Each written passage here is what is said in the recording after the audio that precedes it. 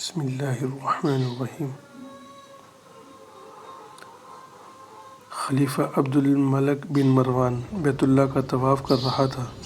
اس کی نظر ایک نوجوان پر پڑی جس کا چہرہ بہت پروقار تھا مگر وہ لباس سے مسکین لگ رہا تھا۔ خلیفہ عبد الملک نے پوچھا، یہ نوجوان کون ہے؟ تو اسے بتایا گیا، اس نوجوان کا نام سالم ہے اور یہ سیدنا عبداللہ بن عمر رضی اللہ تعالی عنہ کا بیٹا اور سیدنا عمر بن خطاب رضی اللہ تعالی عنہ کا پوتا ہے۔ خلیفہ عبد الملک کو دھچکا لگا۔ اس نے اس نوجوان کو بلا بھیجا۔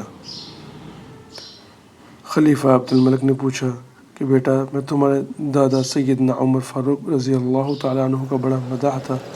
مجھے تمہاری یہ حالت دیکھ کر بڑا دکھ ہوا ہے۔ مجھے خوشی ہوگی اگر میں تمہارے کچھ کام آ سکوں۔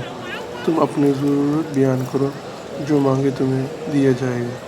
نوجوان نے جواب دیا، اے امیر المومنین، میں اس وقت اللہ کے گھر بیت اللہ میں ہوں اور مجھے شرم آتی ہے کہ اللہ کے گھر میں بیٹھ کر کسی اور سے کچھ مانگوں۔ خلیفہ عبد الملک نے اس کے پرمطانت چہرے پر نظر دوڑائی اور خاموش ہو گیا۔ خلیفہ نے اپنے غلام سے کہا کہ یہ نوجوان جیسے ہی عبادت سے فارغ ہو بیت اللہ سے باہر آئے، اسے میرے پاس لے آنا۔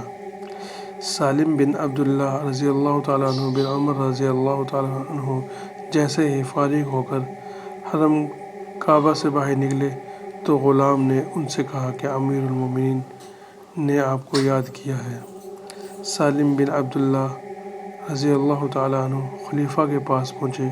خلیفہ عبد الملک نے کہا، نوجوان، اب تو تم بیت اللہ میں نہیں ہو، اب اپنی حاجت بیان کرو، میرا دل چاہتا ہے کہ میں تمہاری کچھ مدد کروں۔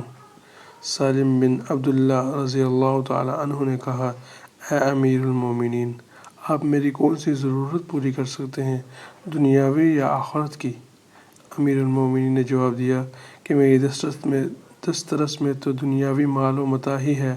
سالم بن عبداللہ رضی اللہ تعالیٰ عنہ نے جواب دیا، امیر المومنین، دنیا تو میں نے کبھی اللہ سے بھی نہیں مانگی جو اس دنیا کا مالک کل ہے۔ آپ سے کیا مانگوں گا؟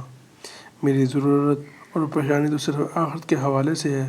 اگر اس سلسلے میں آپ میری کچھ مدد کر سکتے ہیں تو میں بیان کرتا ہوں۔ خلیفہ حیران اور ششدر ہو کر رہ گیا اور کہنے لگا کہ نوجوان، یہ تو نہیں، تیرا خون بول رہا ہے۔ خلیفہ عبد الملک کو حیران اور ششدر چھوڑ کر سالم بن عبداللہ رضی اللہ تعالیٰ عنہ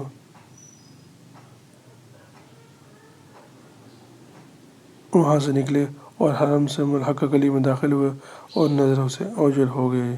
یوں ایک نوجوان حاکم وقت کو آخرت کی تیاری کا بہت اچھا سبق دے گیا۔ کیا آپ سب نے بھی آخرت کے بارے میں کچھ سوچا؟ نہیں سوچا تو اللہ کے واسطے ابھی اسی لمحہ سوچیں، کیا پتہ اگلا لمحہ ہی ہمیں نصیب ہو یا نہ ہو۔